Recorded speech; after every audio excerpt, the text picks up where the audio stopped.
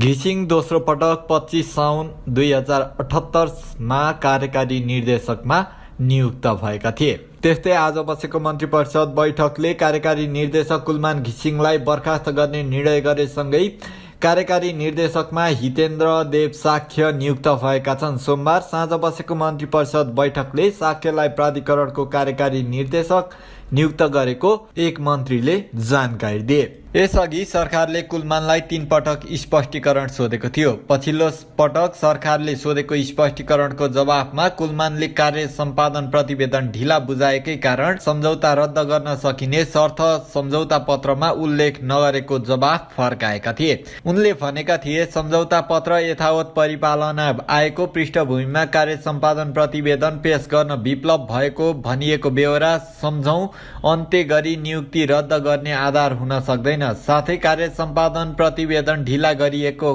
कारणले सम्झौता पत्र रद्द हुने शर्त सम्झौता पत्रमा रहेकै छैन। साथै कुलमानले आफूले के कार्य गर्नुपर्ने थियो भन्ने प्रश्न सोध्दै भनेका छन्।